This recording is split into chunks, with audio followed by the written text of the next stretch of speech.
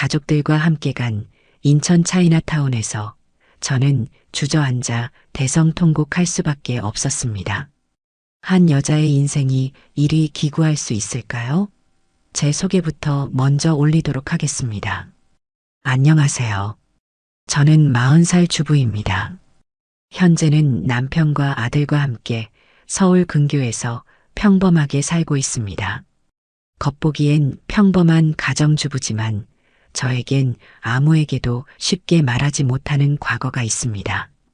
저는 30년 전 북한에서 탈북한 탈북민이에요. 오늘은 제 이야기를 처음으로 털어놓으려고 해요. 쉽지 않은 이야기지만 이제는 말할 수 있을 것 같습니다. 아마도 제가 이런 용기를 낼 수 있는 건 최근에 일어난 일 때문일지도 모르겠네요. 30년 전 그날은 한겨울이었습니다. 영하 20도를 훌쩍 넘는 혹한이었지만 아버지는 그날이라고 하셨죠. 저는 10살, 동생은 8살이었어요. 어머니는 며칠 전부터 우리 옷 안에 솜을 더 넣어 꿰매고 계셨습니다. 두툼한 겨울옷이 마치 방탄복처럼 느껴졌어요. 오늘 밤이다. 먹을 것 챙기고 발소리 내지 말고 따라오너라.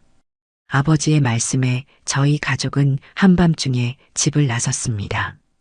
칠흑 같은 어둠 속에서 저는 동생의 손을 꼭 잡았어요. 동생의 작은 손이 제 손 안에서 떨고 있었습니다. 추위 때문인지 무서움 때문인지는 지금도 잘 모르겠어요. 우리 가족은 산길을 따라 조용히 걸었습니다. 달빛조차 없는 깜깜한 밤이었어요. 발걸음 소리를 최대한 죽이며 걷는데 멀리서 개 짖는 소리가 들렸습니다. 그때마다 어머니는 우리를 품에 꼭 안아주셨어요. 조금만 참거라. 조금만 더 가면 돼. 아버지의 속삭임이 어둠 속에서 희미하게 들렸습니다. 얼마나 걸었을까요? 발가락이 얼어붙는 것 같았어요. 그때 앞에서 하얀 물결이 보였습니다. 압록강이었어요. 강물은 꽁꽁 얼어 있었지만 군데군데 얼음이 갈라진 틈새로 시커먼 물이 보였습니다. 이제 강을 건너면 된다. 절대 소리 내지 말고 발자국 소리도 내지 말고. 아버지의 말씀이 채 끝나기도 전에 멀리서 누군가의 고함 소리가 들렸어요. 순간 어머니의 손이 제 어깨를 세게 잡았습니다. 저는 본능적으로 동생을 더 가까이 끌어당겼어요. 앞으로만 가거라. 뒤돌아보지 말고. 아버지의 떨리는 목소리가 들렸어요. 저는 동생의 손을 잡고 얼음 위를 조심스럽게 걸었습니다. 한 발자국 한 발자국이 생을 가르는 것 같았어요. 얼음판이 깨질까 무서웠지만 뒤에서 들리는 고함 소리가 더 무서웠습니다. 갑자기 총소리가 났어요. 저는 동생과 함께 얼음 위에 엎드렸습니다. 귓가에 울리는 총소리와 함께 누군가의 비명이 들렸어요. 어머니의 비명이었을까요? 아니면 제 비명이었을까요? 지금도 그날의 소리가 귓가에 생생합니다. 달려라. 뒤돌아보지 말고 달려. 아버지의 절규 소리가 들렸습니다. 저는 동생을 일으켜 세워 앞으로 달렸어요. 동생이 미끄러질 때마다 제가 일으켜 세웠습니다. 뒤에서는 계속해서 고함 소리와 총소리가 들렸어요. 저는 눈물이 눈을 가려 앞이 잘 보이지 않았지만 그저 앞만 보고 달렸습니다. 얼마나 달렸을까요? 강 건너 어딘가에 도착했을 때 저는 뒤를 돌아봤어요. 하지만 어둠 속에서 아버지도 어머니도 보이지 않았습니다. 안개처럼 자욱한 눈발 속에서 희미하게 들리는 총소리만이 그날의 마지막 기억이에요. 동생은 제 품에 안겨 덜덜 떨고 있었습니다. 저는 동생을 꼭 안은 채 눈물을 삼켰어요. 울 시간도 없었습니다. 이제 저와 동생 단둘만이 남았으니까요. 살아남아야 했습니다. 부모님의 희생이 헛되지 않게 하기 위해서라도요. 그날 이후로 저는 매일 밤 악몽을 꾸었어요. 총소리, 비명소리, 그리고 부모님의 마지막 모습이 꿈에서도 저를 괴롭혔습니다. 하지만 낮에는 강해야 했어요. 동생 앞에서는 절대 울 수 없었습니다.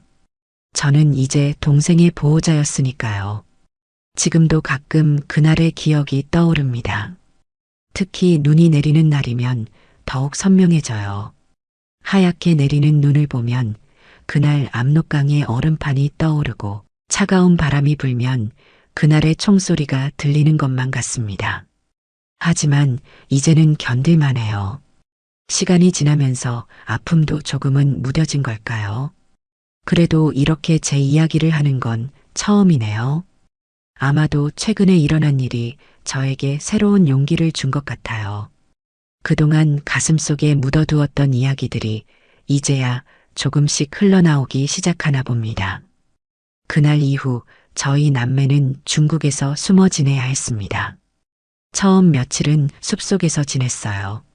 추위를 피하려 낙엽을 모아 몸을 덮고 배고픔을 달래려 눈을 녹여 마셨죠.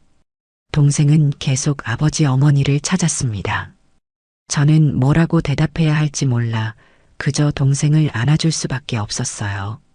나중에야 알게 된 사실이지만 그때 우리가 숨어 있던 곳은 압록강 근처의 작은 마을 근처였다고 해요.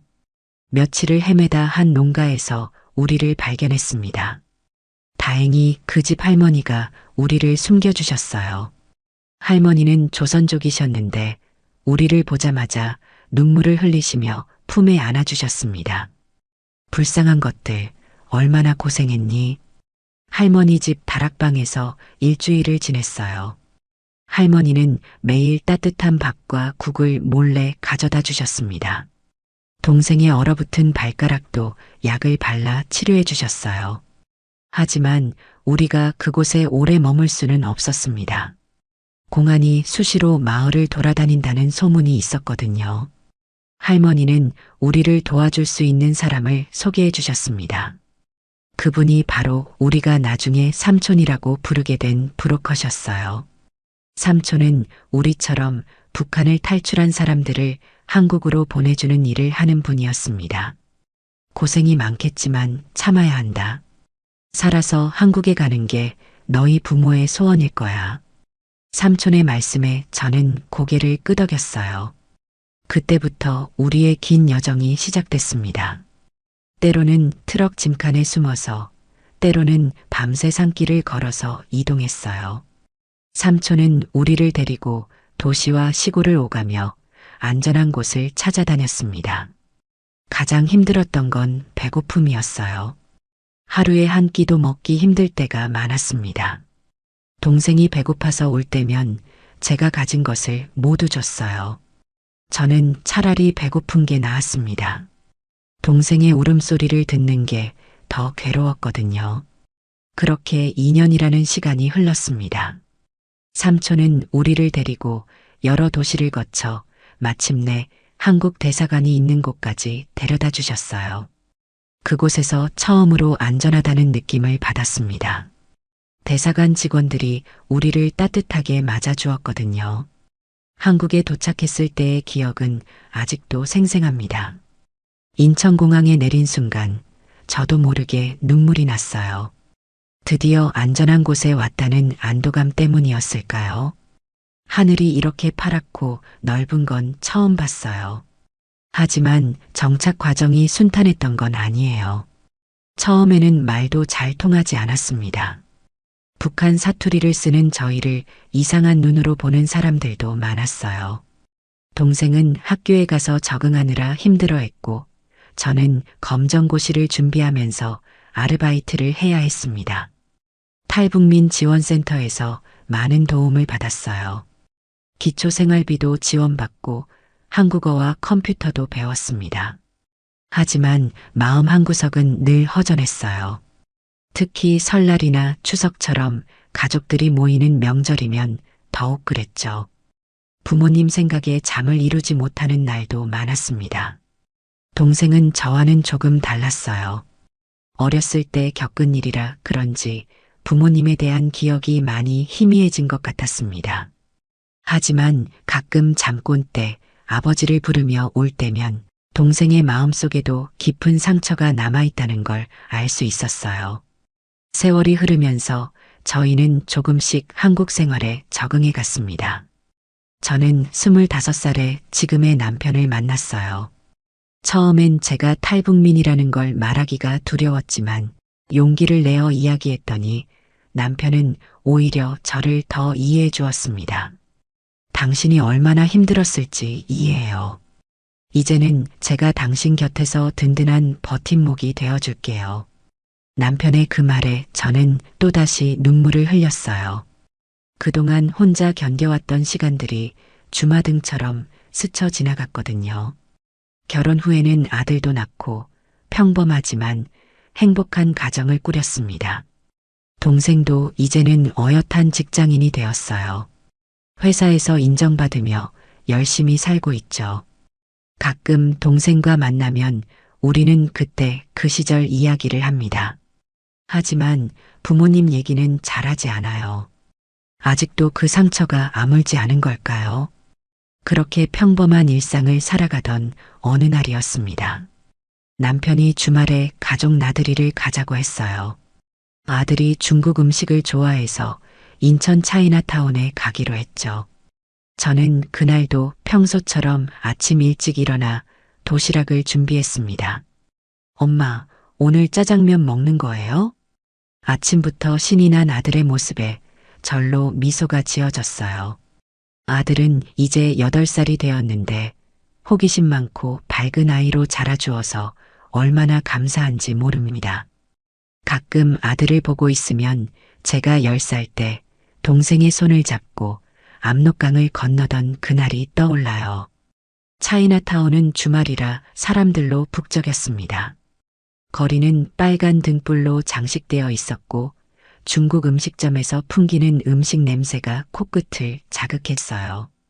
아들은 이리저리 뛰어다니며 신기한 것들을 구경했고 남편은 그런 아들의 모습을 카메라에 담았습니다. 저기서 사진 한 장 찍을까요? 남편의 제안에 우리는 화려한 중국식 문 앞에서 사진을 찍었어요. 아들은 제 손을 잡고 V자를 그리며 환하게 웃었습니다. 그때만 해도 저는 몰랐어요. 이 평화로운 순간이 곧 제 인생을 완전히 뒤흔들어 놓을 거라는 걸.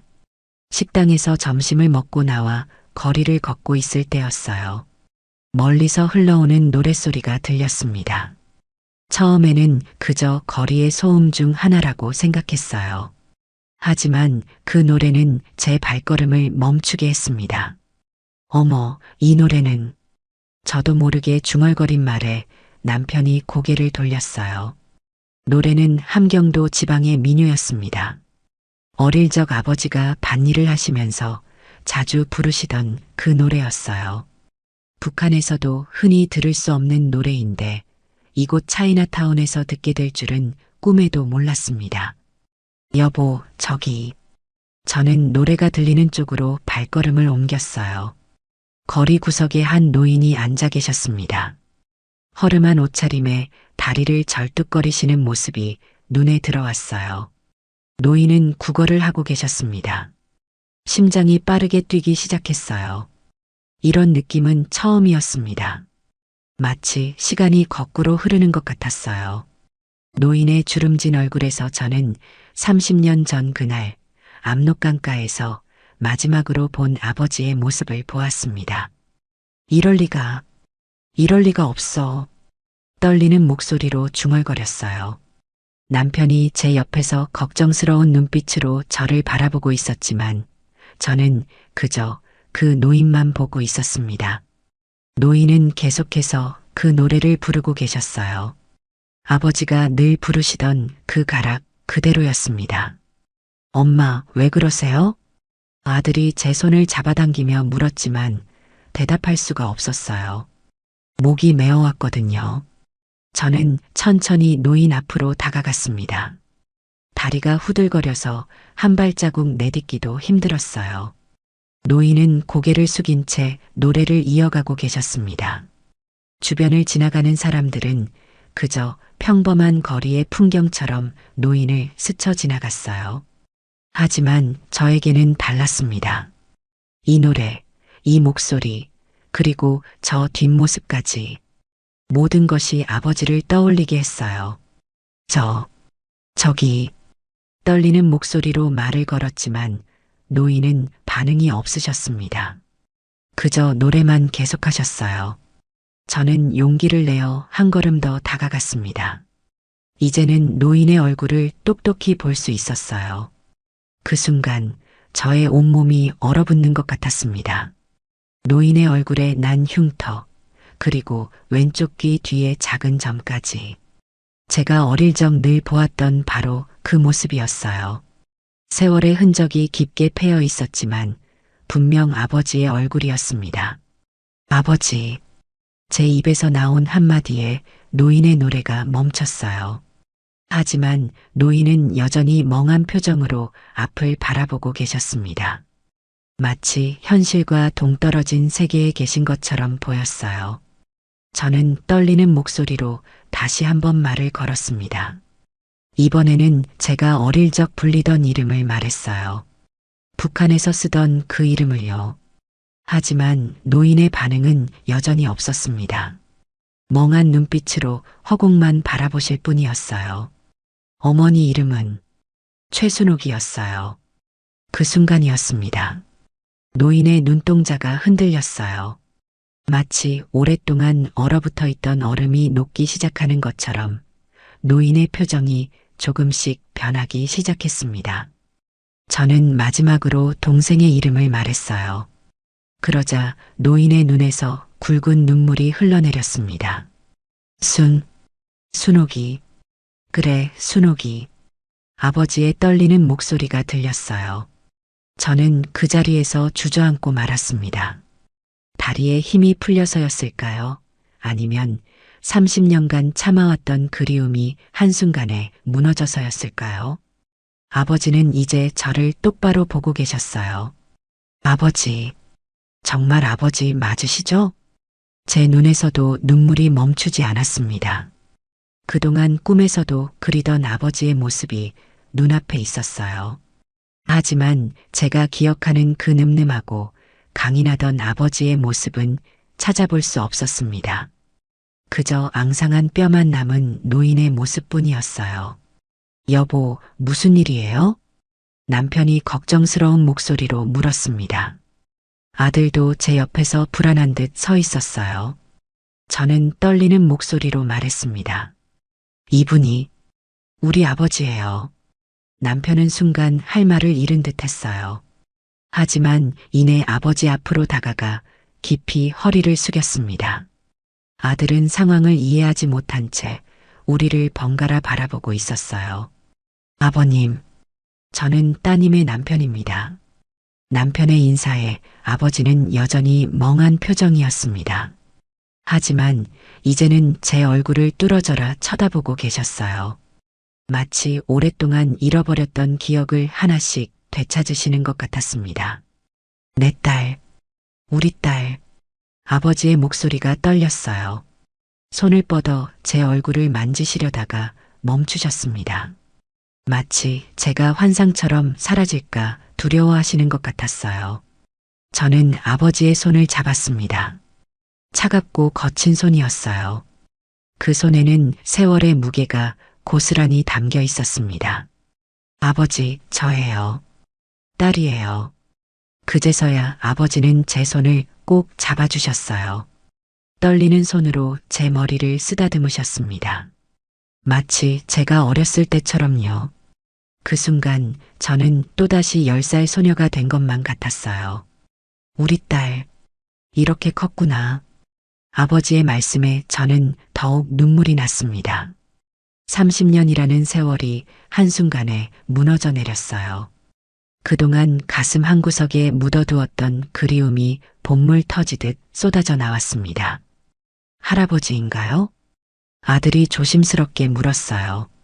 아버지는 아들을 바라보셨습니다. 손자의 존재를 이제야 알아차리신 듯 했어요. 아버지의 눈에서 다시 눈물이 흘러내렸습니다. 그래, 난 내 할아버지다. 떨리는 목소리로 말씀하시는 아버지를 보며 저는 많은 생각이 들었어요. 이 30년 동안 아버지는 어떤 삶을 사셨을까? 어떻게 이곳까지 오시게 된 걸까? 그리고 왜 이렇게 힘든 모습으로 살고 계신 걸까? 주변에는 어느새 사람들이 몰려들기 시작했습니다. 낯선 광경에 구경하는 사람들이 하나둘 모여들었어요. 하지만 저희에게는 그런 게 전혀 신경 쓰이지 않았습니다. 그저 아버지의 손을 잡고 있는 것만으로도 꿈만 같았으니까요. 아버지, 이제 우리가 모시겠습니다. 남편이 단호하게 말했어요. 아버지는 고개를 절레절레 젓고 계셨지만 남편은 이미 아버지의 짐을 챙기기 시작했습니다. 그건 보따리 하나가 전부였어요.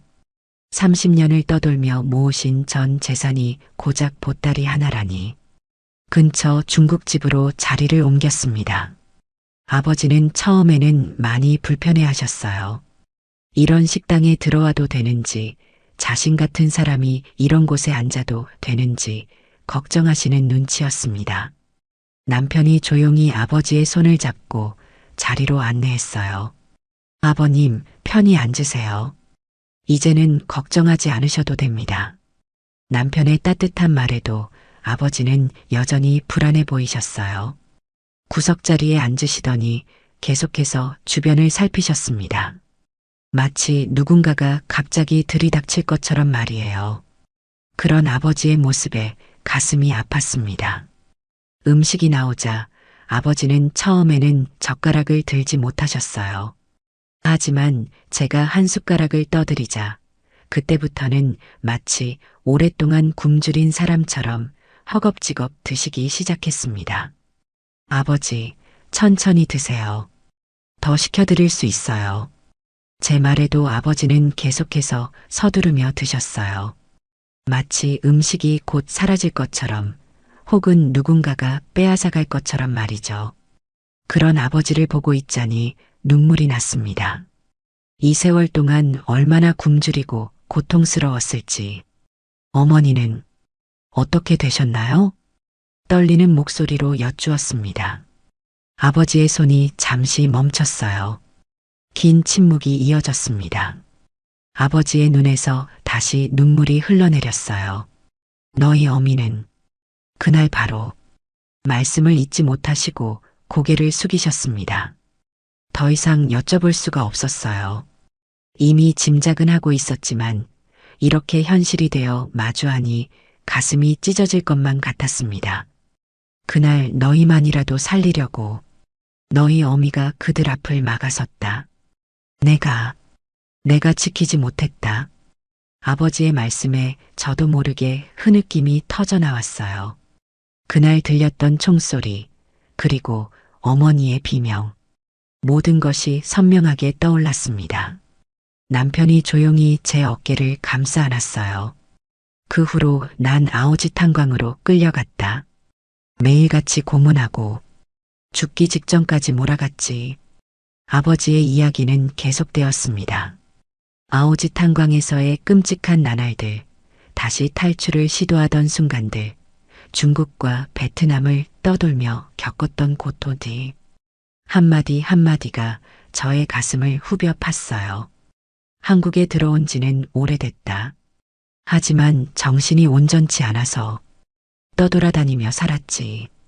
아버지는 말씀하시다 말고 자주 먼 산을 보셨어요. 마치 그 기억들이 너무 고통스러워 피하고 싶은 듯한 모습이었습니다. 아들이 조용히 다가가 아버지의 손을 잡았어요. 할아버지, 이제 우리랑 같이 살아요. 순수한 아이의 말에 아버지의 눈시울이 다시 붉어졌습니다. 손자의 작은 손을 꼭 잡으시더니 마치 보물을 쥐고 있는 것처럼 조심스럽게 쓰다듬으셨어요. 이게 다 꿈인가? 이렇게 내 딸을 다시 만나고 손자도 보게 될 줄은. 아버지의 말씀에 저희 모두의 눈에서 눈물이 흘렀습니다. 그동안 혼자 떠돌며 얼마나 외로우셨을까요? 매일 밤 차가운 바닥에서 주무시면서 어떤 생각을 하셨을까요? 아버지, 이제 절대 헤어지지 않을 거예요. 저희가 잘 모시겠습니다. 제 말에 아버지는 아무 말씀도 하지 못하셨어요. 그저 눈물만 흘리셨습니다. 그 눈물 속에는 30년의 한과 그리움, 그리고 이제야 찾은 작은 희망이 담겨 있었을 거예요. 식사를 마치고 나왔을 때는 이미 해가 저물어 있었습니다. 거리에 등불이 하나둘 켜지기 시작했어요. 아버지는 여전히 불안한 듯 주변을 살피셨지만 이제는 제 손을 꼭 잡고 계셨습니다. 마치 다시 잃어버릴까 두려워하시는 것처럼요. 그날 밤 아버지는 저희 집으로 오셨습니다. 처음에는 한사코 거절하셨지만 남편이 완강하게 고집을 부렸어요. 집으로 오는 차 안에서 아버지는 계속 창밖만 바라보고 계셨습니다. 가로등 불빛이 스치며 아버지의 얼굴에 깊게 패인 주름을 비추었어요. 다음 날 아침 저는 제일 먼저 탈북민 지원센터에 전화를 걸었습니다. 아버지의 상황을 설명하자 담당자는 최대한 빨리 도와주겠다고 했어요. 하지만 쉽지 않을 거라고도 했습니다. 아버지께서 불법 루트로 입국하셨기 때문에 절차가 복잡할 수 있다고요. 아버지, 오늘 지원센터에 가봐야 할 것 같아요. 아침 식사를 하면서 말씀드렸더니 아버지는 잠시 숟가락질을 멈추셨어요. 불안해 보이는 눈빛이었습니다. 괜찮아요. 제가 같이 가요. 이제는 아무도 아버지를 해치지 못해요. 그제야 아버지는 천천히 고개를 끄덕이셨습니다. 식사를 마치고 옷을 갈아입히면서 아버지의 상처들이 눈에 들어왔어요. 등에는 깊은 흉터가 가득했고 손목에는 쇠사슬 자국이 선명했습니다. 아오지 탄광에서의 고문 흔적이었겠죠. 지원센터에서는 친절하게 맞아주었습니다. 아버지의 신원을 확인하고 건강검진도 받았어요. 의사 선생님은 아버지의 상태를 보시더니 한숨을 쉬셨습니다. 심한 영양실조에 외상 후 스트레스 장애도 있으신 것 같네요. 당장 치료가 필요합니다. 검사 결과를 듣는 동안 저는 눈물을 참느라 애썼어요. 아버지의 몸 상태가 생각보다 훨씬 안 좋았거든요. 뼈마디마다 관절염이 심했고 오랜 노숙 생활로 폐도 안 좋아지셨대요. 아버님, 이제부터 저희가 도와드리겠습니다. 걱정 마세요. 담당 선생님의 말씀에 아버지는 그저 고개만 숙이고 계셨어요. 수속을 밟는 동안에도 계속 불안해하시는 모습이었습니다. 마치 이 모든 게 꿈이고 곧 깨어나면 다시 거리로 돌아가야 할 것처럼 말이에요. 아버지의 경우는 특별 케이스로 분류해서 최대한 빨리 처리해 드리겠습니다. 다만 시간이 조금 필요해요. 담당자는 친절하게 설명해 주었습니다. 불법 입국자였던 아버지의 신분을 합법화하고 정부 지원을 받기까지는 시간이 걸린다고 했어요. 하지만 그동안 임시보호시설을 이용할 수 있다고 했습니다. 아니요. 우리 아버님은 우리랑 같이 살 겁니다. 남편이 단호하게 말했어요. 지원센터 직원들은 잠시 놀란 듯 했지만 이내 따뜻한 미소를 지어주었습니다. 아마도 이런 경우가 흔치 않았나 봐요. 그날부터 아버지는 매일 병원에 다니셨습니다. 육체적인 치료도 받고 정신과 상담도 받으셨어요. 처음에는 많이 힘들어 하셨지만 시간이 지날수록 조금씩 나아지시는 것이 보였습니다. 할아버지, 이거 제가 그린 그림이에요. 아들이 그린 그림을 보시면서 아버지는 처음으로 환하게 웃으셨어요. 손자의 그림을 방 한쪽 벽에 소중히 걸어두시더니 매일 아침 일어나셔서 제일 먼저 보시는 게 그 그림이었습니다. 이제 우리 집에서 사시는 거예요? 아들의 순수한 질문에 아버지는 잠시 말을 잇지 못하셨어요. 그러다 천천히 손자의 머리를 쓰다듬으시며 말씀하셨습니다. 그래, 할아버지가 이제 너희랑 같이 살 거다. 그 말씀을 하시는 아버지의 눈에는 눈물이 고여 있었어요. 30년 만에 처음으로 가족이라는 울타리 안에 들어오시는 거였으니까요. 지원센터에서는 일주일에 한 번씩 아버지를 찾아왔습니다. 건강 상태도 체크하고 서류 작업도 도와주었어요. 점차 아버지의 정착 지원이 진행되면서 저는 처음으로 안도감을 느꼈습니다. 이제는 정말 아버지를 지킬 수 있을 것 같았거든요. 병원에서의 치료가 시작된 지 한 달이 지났습니다. 아버지의 건강 상태는 조금씩 나아지고 계셨어요. 다리를 절뚝거리는 것은 여전했지만 이제는 혼자서도 산책을 다녀오실 수 있을 정도가 되셨습니다. 어느 날 아침 아버지가 일찍 일어나 창밖을 보고 계시는 걸 발견했어요. 옆에 다가가 보니 아버지의 눈시울이 붉어져 있었습니다. 아버지, 무슨 일 있으세요? 오늘이 내 어미 생일이다. 아버지의 말씀에 저도 모르게 가슴이 덜컥 내려앉았어요. 그동안 너무 바빠서 잊고 있었던 걸까요? 어머니의 생일이라니. 갑자기 어머니의 마지막 모습이 눈앞에 아른거렸습니다. 나 때문에, 다 나 때문에. 아버지는 자책하듯 중얼거리셨어요. 저는 아버지의 손을 꼭 잡았습니다. 차가운 손이 떨리고 있었어요. 아버지의 잘못이 아니에요. 그때 우리 모두는 최선을 다했잖아요. 하지만 제 말이 와닿지 않으신 것 같았어요. 아버지는 계속해서 먼 산만 바라보고 계셨습니다. 그때 동생에게서 전화가 왔어요. 아버지를 찾았다는 소식을 전해 듣고 달려온다고 했습니다. 누나, 정말 아버지가 맞아? 동생의 목소리가 떨렸어요. 저는 아버지를 바라보며 대답했습니다. 그래, 아버지야. 어서 와. 동생이 도착했을 때 아버지는 여전히 창가에 앉아 계셨어요. 동생은 현관에 들어서자마자 그 자리에 굳어버렸습니다. 어린 시절의 기억이 희미했을 텐데도 아버지를 한눈에 알아본 것 같았어요. 아버지. 동생은 조심스럽게 다가갔습니다. 아버지는 천천히 고개를 돌리셨어요. 그리고는 동생의 얼굴을 한참 바라보셨습니다. 내가 우리 막내구나. 그 말씀과 함께 아버지와 동생은 서로를 끌어안았어요. 둘 다 아무 말도 하지 않았지만 그 포옹 속에는 30년의 그리움이 고스란히 담겨 있었습니다. 어머니가 보고 싶어요. 동생이 작은 목소리로 말했어요. 평소 어머니 얘기는 꺼내지도 않던 동생이었는데 오늘은 달랐습니다.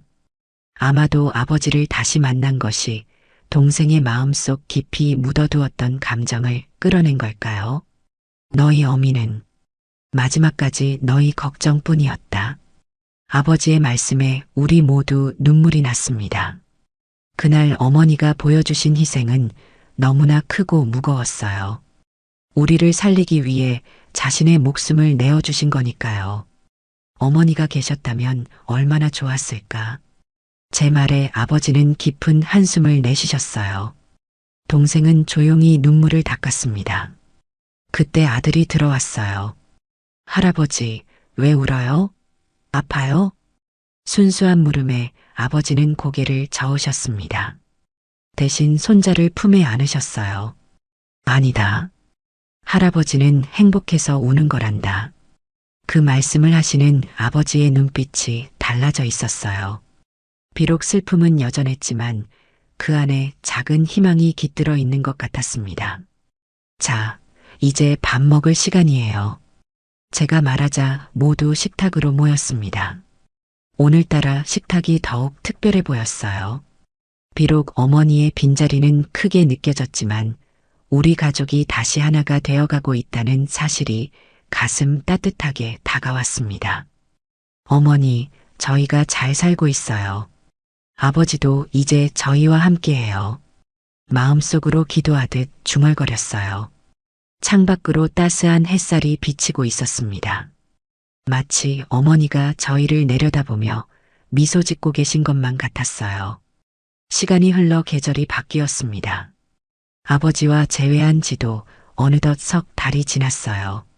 이제 아버지는 저희 집에서 완전히 자리를 잡으셨습니다.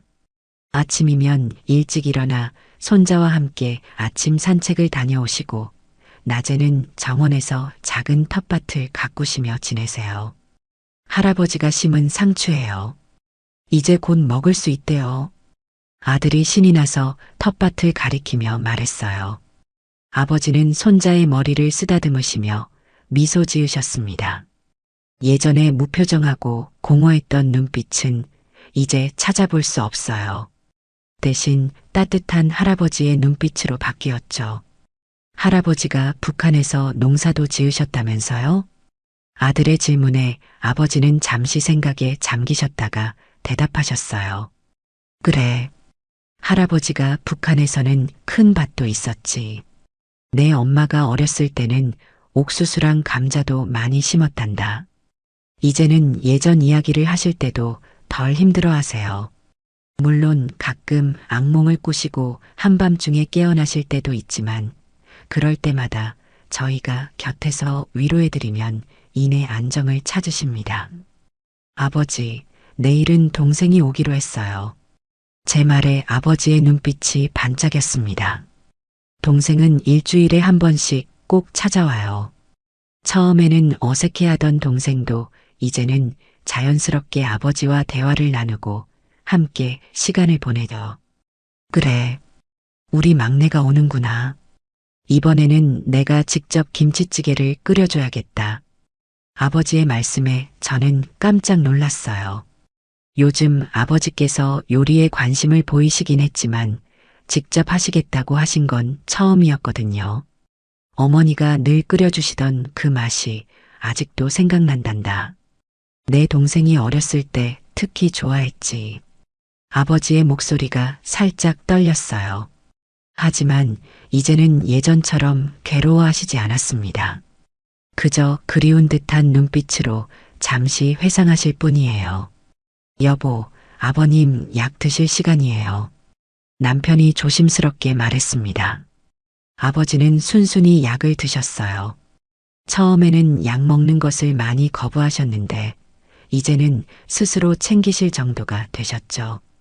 사위한테 이렇게 매일 신세를 지내. 아버지의 말씀에 남편이 웃으며 대답했습니다. 아버님, 무슨 말씀이세요? 저희 가족인데요. 그 말을 들은 아버지의 눈시울이 붉어졌어요. 가족이란 단어가 아직도 아버지에게는 특별한가 봅니다.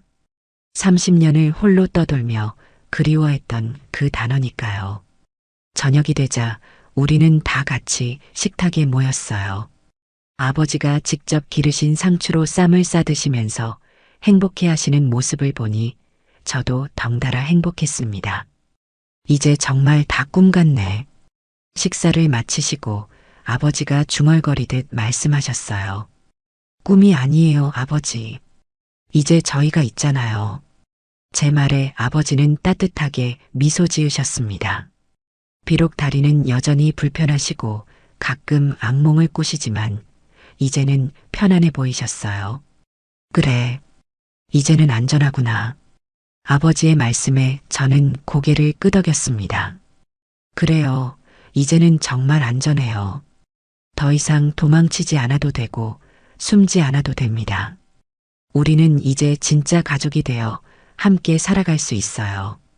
창 밖으로 달빛이 스며들었습니다. 30해 전 그날 차가운 달빛 아래에서 우리는 헤어졌었죠.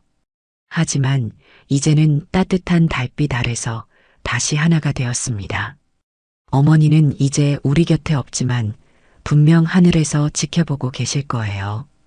우리가 이렇게 다시 만나 행복하게 살아가는 모습을 보시며 마음 편히 쉬고 계시겠죠.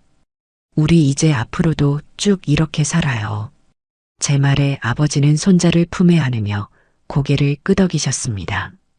이제 우리는 진짜 새로운 시작을 할 수 있을 것 같아요. 비록 과거의 상처는 완전히 아물지 않았지만 우리에겐 서로가 있으니까요.